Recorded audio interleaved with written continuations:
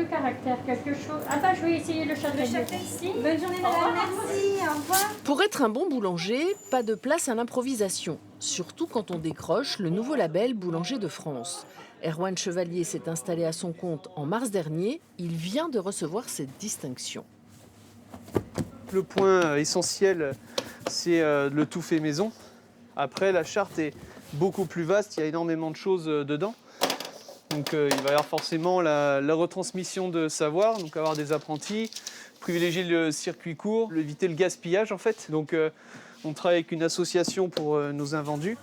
Une démarche facile à respecter pour cet artisan. Il était déjà sensibilisé à ces différentes pratiques.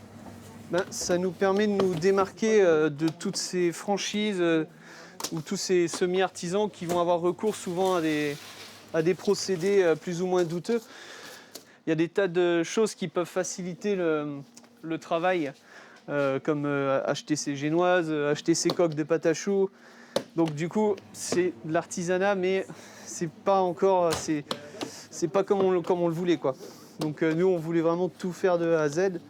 Cette façon de travailler demande un investissement en temps très important, mais ne l'empêche pas de créer des nouveaux pains. En ce moment, ce serait le pain à la châtaigne. Donc on a 15% de farine de châtaigne, le reste en farine de tradition française. Il y a du levain liquide, de la crème de marron d'Ardèche. La crème de marron ? Ouais, la crème de marron d'Ardèche et puis des petits morceaux de châtaigne cuite à l'eau.